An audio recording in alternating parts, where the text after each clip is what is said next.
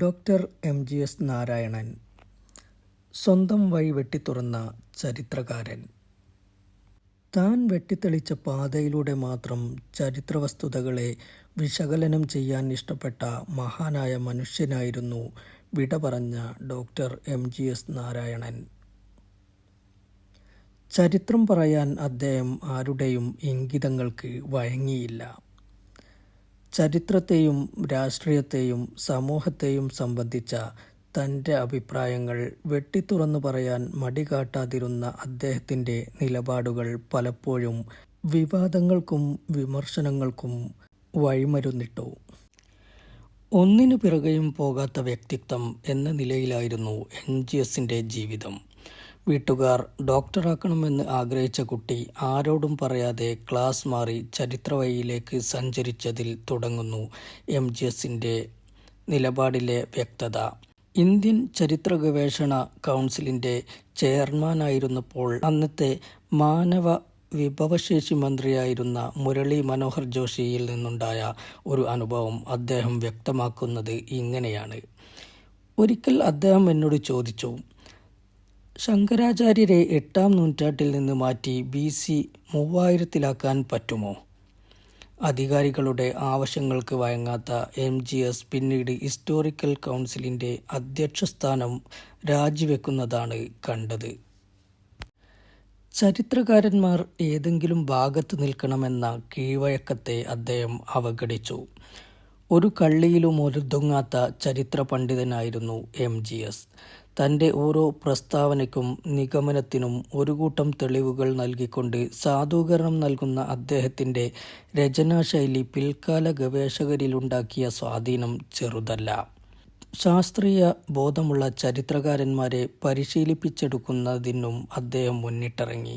യുവ ഗവേഷകരെ വാർത്തെടുക്കുന്നതിലും അവർക്കു വേണ്ട സൗകര്യങ്ങളൊരുക്കുന്നതിലും എം.ജി.എസിൻ്റെ മിടുക്ക് അപാരമായിരുന്നു. ചരിത്രവിജ്ഞാനം നുകരാൻ മലാപ്പറമ്പിലെ വസതി അന്വേഷിച്ച് എത്രയോ പേർ എത്തിയിരുന്നു. പലപ്പോഴും വസ്തുനിഷ്ഠത അദ്ദേഹത്തെ ആശയക്കുഴപ്പത്തിലേക്കും വിവാദങ്ങളിലേക്കും നയിച്ചു. അപ്പോഴും ചരിത്രത്തോടുള്ള പ്രതിബദ്ധത കൈവിട്ടില്ല. തിരുത്തിപ്പറയേണ്ടത് തിരുത്തിപ്പറയാനും മടികാട്ടിയില്ല. താമ്രലിഖിതങ്ങൾ കണ്ടെത്തിയായിരുന്നു എം.ജി.എസിൻ്റെ ഗവേഷണം. മലയാളം, ഇംഗ്ലീഷ്, തമിഴ്, സംസ്കൃതം ഭാഷകളിലും ബ്രാഹ്മി, വട്ടയെഴുത്ത് ഗ്രന്ഥലിപികളിലും അവഗാഹമുള്ള എം.ജി.എസ്. ശിലാരേഖ പഠനത്തിലും പരിശീലനം നേടിയിരുന്നു.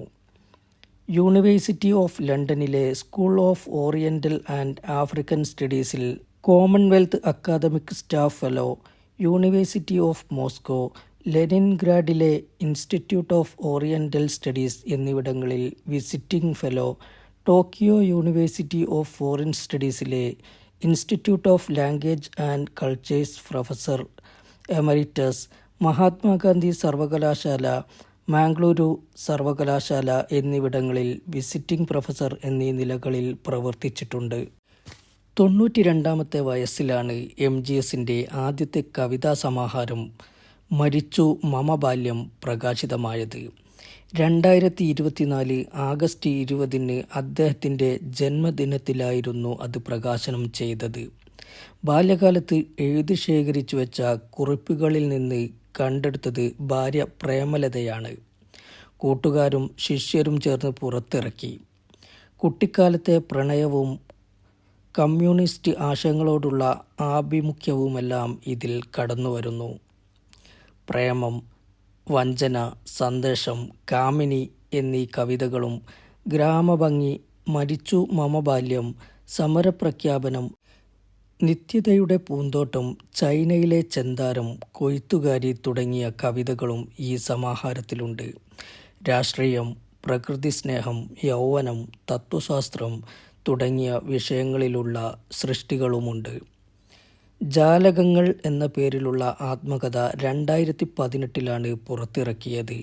അതേ വർഷം തന്നെ തൻ്റെ സ്വകാര്യ ലൈബ്രറി അദ്ദേഹം കാലിക്കറ്റ് സർവകലാശാലയ്ക്ക് കൈമാറി. കേരള ചരിത്രം, തമിഴക ചരിത്രം, പ്രാചീന ഭാരതീയ ചരിത്രം, ചരിത്രരചനാ പദ്ധതി എന്നീ മേഖലകളിലായിരുന്നു എം.ജി.എസ്. പ്രധാനമായും ശ്രദ്ധ പതിപ്പിച്ചിരുന്നത്.